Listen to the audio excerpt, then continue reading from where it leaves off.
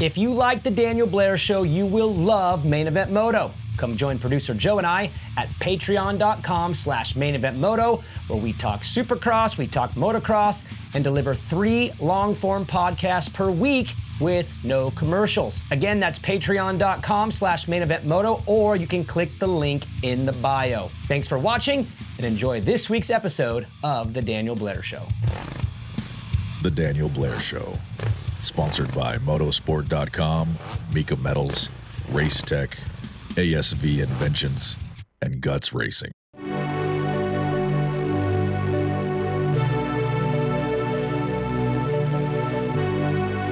So many storylines heading into the off weeks, but there can only be one lead story, and it's Haiden Deegan and his move to the 450 class, which is happening soon. And in my belief, it needs to happen at Anaheim 1 2026.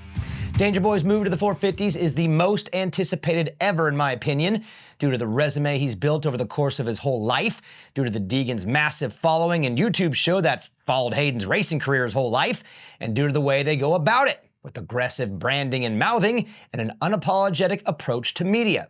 This move is big, and after watching the Deegans over the past few years, the move to the 450s needs to be done right. And if you look at their own pattern of debuting, I believe the move will and should happen in Supercross. Now I get it, it sounds risky. He's still got time left in the 250 class if he wants it. He's a 2-time outdoor champ, but only a 1-time Supercross champ, and many will say, why rush it? Why not dominate one more year, take your time, stack cash, and ease into this thing? Why don't you do what Jett did and wait until Motocross? Well, that's not how the Deegans operate. That's not their history, and Haiden doesn't play scared. He never has. The family has a pattern of how they do things, and it's never built on defense. They play strategic offense. If you zoom out and actually look at the long-term plan, the beat Jett Lawrence someday hope and plan, it's very clear to me. The move isn't staying put. It's moving up, using your mulligan season and taking the bumps and bruises early so he can be a title contender sooner than later. In this episode, I'll walk you through my thoughts, share some Deegan history to help this all make sense, and I'll close it down by laying out 2 very real scenarios, an A and a B. This decision will shape the career of one of the most hyped up, scrutinized, and polarizing racers we've ever seen, and it's coming soon. Let's start with a storyline from last week, the whole Haiden Deegan to the 450 class at Budds Creek situation. It blew up out of nowhere, then got shut down by the Deegans within an hour, sort of. Racer X and Jason Wygant dropped a story saying that if Haiden clinches the 250 title early, he'd hop on a 450 and make his debut at Budds Creek. Honestly, I don't hate it, and it actually makes sense. If he locks up the 250 championship and wants to dip a toe in the 450 class, Budds is kind of the perfect track to do it, and it's absolutely a Deegan move. Sneaky last-minute entry, low expectations, hey, we're just here to learn type move that's straight out of their playbook that they've used multiple times. Come in under the radar, throw out the we're just checking things out message, and boom, if it goes well, they look like geniuses. If it doesn't, no big deal. They weren't trying to prove anything, just wanted to test it. It's honestly smart, and I'm on board. But then Brian gets on Instagram and hits everyone with the fake news tag. Haiden does the same, and now everyone's confused. What exactly is fake? Did Racer X make it up? No. Did Weege make it up or get lied to? No. Is Bobby Reagan, the team owner, making things up? This didn't just pop up out of thin air, so who are the Deegans calling out here? It kind of looks like someone jumped the gun, and it was real, but maybe it was just a loose discussion, and Bobby went to the media before the Deegans were all the way committed, or all the way ready to announce it. I mean, let's be real. They like to control their own message. They're strategic. They ain't dumb. They've got their YouTube series, their social media platforms, their own machine. And if Hayden's going to the 450s, they're announcing it their way, not giving away the clicks to Racer X, letting the news out loosely, or different than the way that they would like to announce it. That's just how they operate. And I'm with them on this one. Now zooming out a bit, the idea of Haiden going to the 450s early isn't crazy. They've done this type of thing before. Sneak in, learn, get experience without the pressure of results. And when Jett's the guy you're eventually going after, the best thing you can do is just start learning. And let me be clear, crystal clear to everyone. He's not beating Jett at Budds Creek. He's not beating him next year either, Supercross or Motocross. It ain't happening for a while, and anyone that thinks he will is on drugs. But that's the point. Get in early, no pressure, just learn. Let's talk about the pattern, because the Deegans don't do things randomly. They have a very clear formula for how they enter new phases of Hayden's racing career, and if you've been paying attention, they love using what I call a mulligan. Every time they step into something new, they do it unexpectedly, with a zero-pressure message. They never come in with a message of domination. It's always about getting the first one out of the way. And when you look at the 450 debut at Budds Creek idea, or a debut at Anaheim in 2026, it fits perfectly into that Deegan blueprint. Let's rewind to 2022 when Haiden turned pro. He was still in the B class. He didn't even win both titles at Loretta's that year. Dax Bennett got one of them. And yes, he looked pretty dang good that week. I was there. I watched every lap. He was ripping, but he wasn't this unbeatable phenom that had to go pro. There was no rush. He had time, and he could have slowed things down and paced his way into the pros, but he didn't. Why? To get the mulligan in. He rolls up to Ironman Impala, 2 low-pressure rounds at the end of the season with no real expectations, and let's be honest, Ironman was ugly. Dude went full send, had a massive crash, got 31st overall with 34-24 motos, didn't score a single point, and on paper, it was a terrible debut. But they were there to learn, to feel it out, and to understand what it means to line up with the big boys. It was a test run, a lesson, and what did he do with it? He showed up the very next week at Fox Raceway and went 16-10 for 13th overall. He improved dramatically in 1 week, and it absolutely paid off the following summer. Good decision. Great use of the mulligan and the first use of their formula. Let's rewind to 2023 Anaheim 2 Supercross Futures. Now the hype was there. I mean, come on, it's Haiden Deegan. Backyard Supercross track, backflip on a mini bike. The kid was built for Supercross. He's lining up with childhood rivals Dax Bennett and Casey Cochran and some 15-year-old kid named Cole Davies, and everyone's expecting Danger Boy to win. Instead, he botched the debut, got 5th with a bad start, a fall, and straight up got beat. So what should they do? The safe play was to go back to the drawing board, hit the test track, clean things up, be patient, and come back to Futures Round 2 and redeem themselves. But the Deegans did the opposite. They said, nope, we're not going back. We're going forward, and decided to skip the 6-minute Futures races, throw them in with the pros to learn real racing, bypass the exhibitions, and use the mulligan again. I interviewed Haiden on Blair's Breakdown in Houston at his first pro Supercross. It's actually pretty interesting. He got 4th in his first ever 250 main event. It was supposed to be just to learn. It was messaged that way. No position goals, just a learning round and season. And because the pressure was off, he crushed it. And then it snowballed. Tampa, he got 4th. A few weeks later at Daytona, he's on the podium. A few weeks later, he gets another podium in Atlanta. Then closes out the season with a win in his heat race in the East-West Showdown at Salt Lake City, which is really a main event for the East Coasters. And oh yeah, he finishes 2nd in the championship behind Hunter Lawrence. Let's go over this again. He was gonna race Futures, 5 of them, 6-minute exhibitions, that was the safe play, but they flipped the script, moved up, no expectations, just gain experience, take the mulligan year if it goes bad, and he ended up with multiple podiums, a heat race win, 2nd overall in points. Brilliant. And here's where it gets even better. That Supercross learning year set him up perfectly for his first full motocross season. Remember this when we get to the 450s. Think about this. If he would have stayed in Futures and checked all the amateur boxes, won a few trophies, raced 5 rounds, and played the long, safe game, like is being suggested now, he would have walked into motocross way less experienced and way less prepared mentally.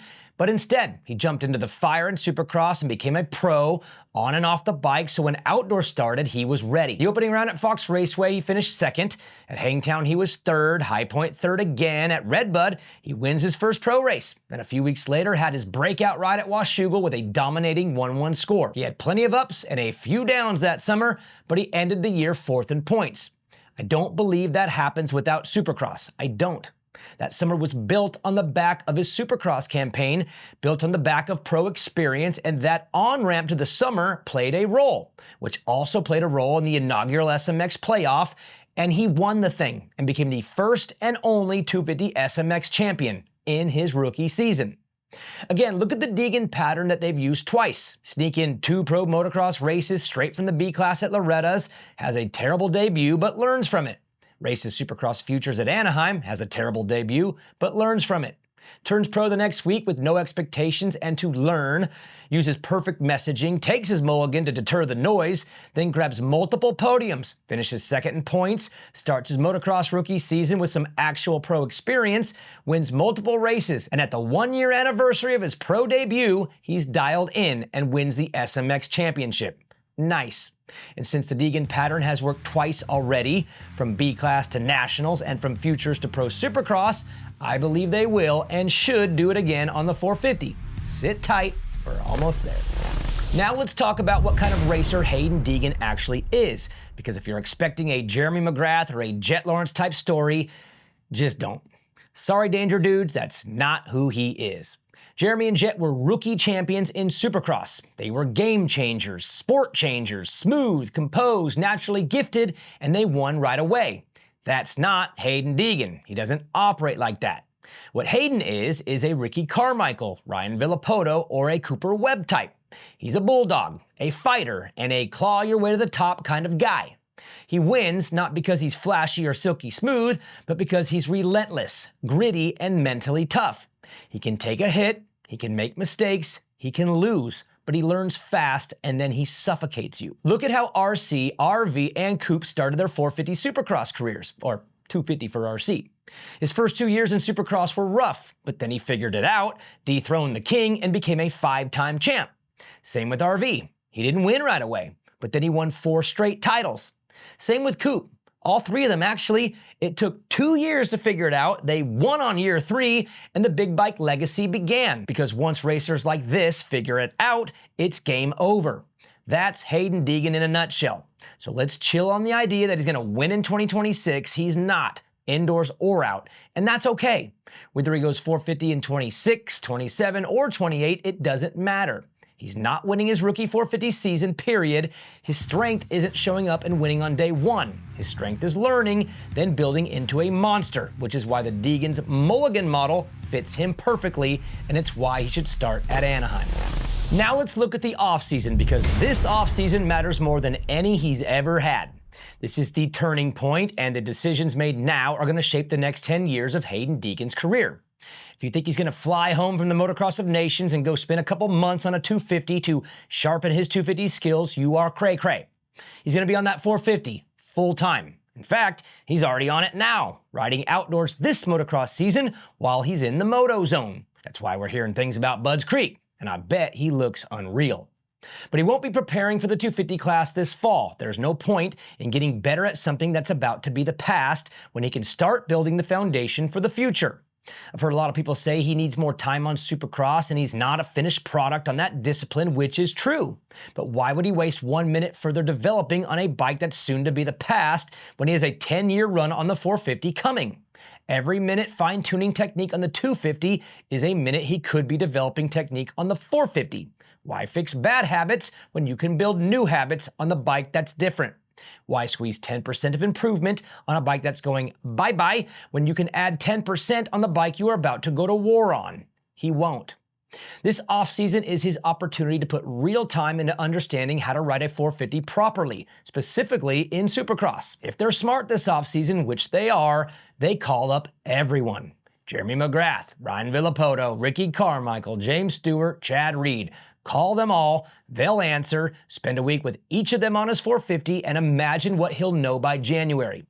Imagine what he could learn from those guys, not about racing in general, but about racing a 450 in Supercross, which is a completely different game than the 250 class.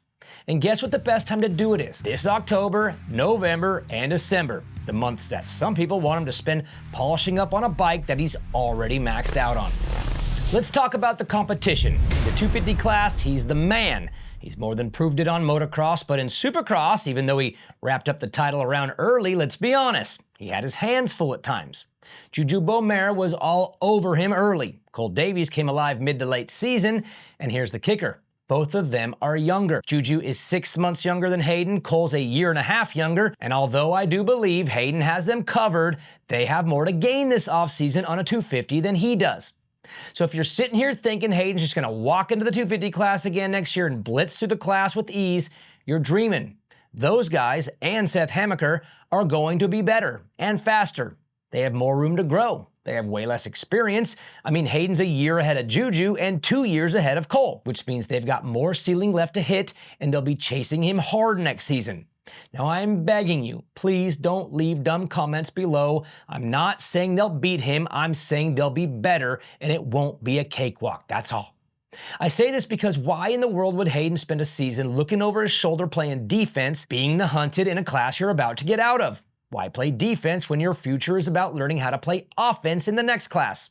Because let's be real, if he stays on the 250, he becomes the carrot, where Juju, Cole, Seth, Levi, they'll all be using him to get better, chasing him down, and for 5 months he'll be focused on trying to fend them off instead of stacking intel on the 450. That's not development, it's the opposite. So instead of looking backwards, why not compete forward? Why not chase the 450 guys and spend 5 months trying to catch them instead of 5 months trying not to get caught? Okay, it's time to put this all together and talk about why Haiden Deegan should move to the 450 class in 2026 at Anaheim, why it makes way more sense than laying back in the 250s, and ultimately why I think they will. The truth is, outside of Jeremy McGrath, Jett Lawrence, and Ryan Dungey, who he is not, every great 450 champion has a mulligan year, a learning season, a throwaway year or two. Ricky Carmichael, Ryan Villapoto, Cooper Webb, Eli Tomac, Chase Sexton, James Stewart all had a couple. And if Hayden wants to join that club, he needs his. And the smartest place to take that mulligan is in Supercross, not Motocross, and here is why. Hayden talks. That's part of the brand, and he puts a target on himself on purpose and by accident, and the fans won't let him off easy. So when he does move into the 450 class, there will be noise, no matter how he finishes, and the noise will be loud when he underperforms, and he will. But here's the key. If he starts in 450 Supercross, he gets the benefit of the doubt. Why? Because he's never conquered Supercross completely. He can easily play the rookie card and lean on that "I'm learning" messaging, and it'll be true. He'll get a shield and the full benefit of the mulligan, and most will buy it, because they should. He's not Jeremy or Jett. That's a crazy standard, and most understand that and will give him a pass. It'll be easy to drown out the noise. But if he starts 450s in motocross, that safety net is gone. He's an outdoor killer, has been since his rookie year. He'll be a 2-time back-to-back 250 motocross champ, matching Jett's records along the way, even more dominating at times. And again, here comes the mouthing. He's already said he would have smoked Jett in the 250s at this year's A1 press conference. He already threw it out there. You think people are going to give him a pass outdoors after that? Not a chance. You talk like that, then show up in your rookie 450 summer, the expectations are through the roof. Jett went perfect, you can't even win a race? Oh, it'll be said, and dude will have to put away his phone. But in Supercross, he gets the pass, he gets the mulligan, and most importantly, he'll get to race for experience without the pressure of winning. If he goes 450 Supercross in 2026, he gets 14 main events, 9 Triple Crown races, and 14 heat races. That's 37 gate drops to learn. He could go out and finish 5 to 10, and it's all good because it's messaged as early. He can't say that in motocross, and he'll be expected to win right away. I'll take it one step deeper. Look at the 450 Supercross class in 2026. Chase Sexton is moving to Kawasaki. There's going to be a learning curve there. You want to race Chase? Race him now while he's figuring out his new bike. How about Hunter Lawrence? He's not a finished product on the 450 in Supercross. Go now while he's still vulnerable. What about Eli Tomac on the KTM? You don't think that's going to take some adjustment? How about your defending champ Cooper Webb? Anyone ever taken a close look at his championship defense seasons? Not as good. This is the perfect storm for Hayden. Jett's untouchable next year, but that's fine. You'll get to him someday. But he's got to go through the rest of the class first, and they're all going to be in transition. Hayden can step in, race them while they're not at 100%, and steal a few heat race wins, maybe even a few podiums, all under the guise of a free pass learning mulligan season. He can say it, the fans will accept it, the industry will expect it, and he'll come out on the other side way better, way smarter, and way stronger, just like he did on the 250 in Supercross in 2023, and he'll be way more ready for Paula.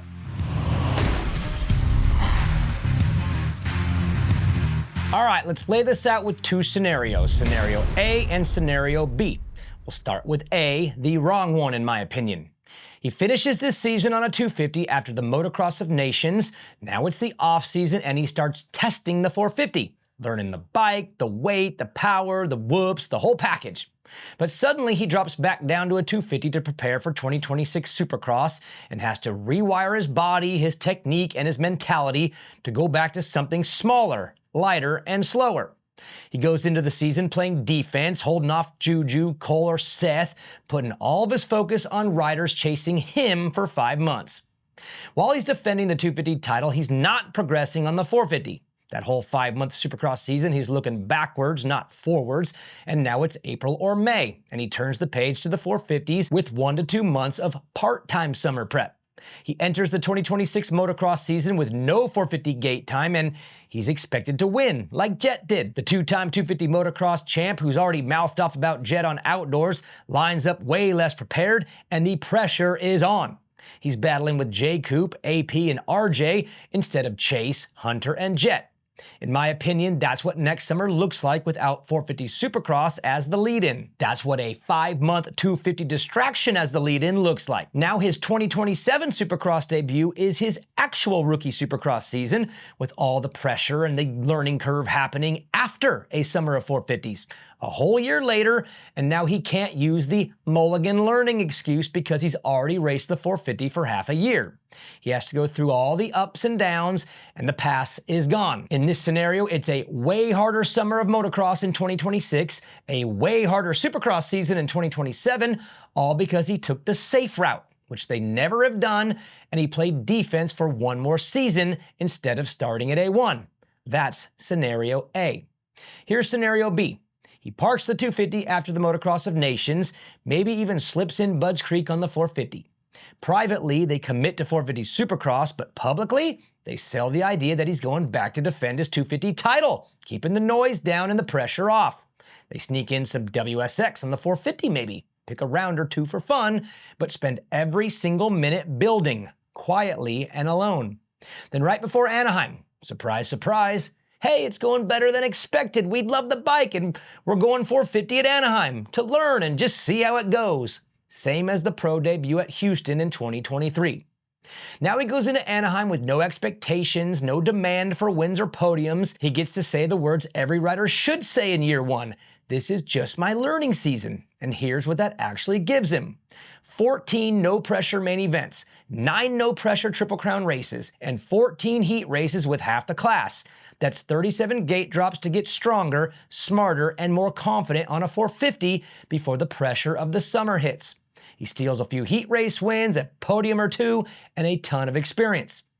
Then when May rolls around, he rolls into 450 motocross with experience, momentum, and confidence. He's not figuring the bike out anymore. He's already put in months of work without the 250 distraction, and he's way more dangerous at Paula. This gives him a chance to do something big in his 450 motocross debut, and by the SMX playoffs that he's never lost, he is lethal and it is go time. So 5 months of 250 distraction and playing defense, or 5 months of 450 development playing offense. Drop the 250, start the clock, and use your mulligan season in Supercross. That's the move, and I think they'll do it. It's their pattern, and I'm all for it. If you want a shot at Jett, don't slow things down and let him get further ahead. Start now with a foundational approach with the correct messaging and line up at A1. Thanks for watching, and we'll see you next week.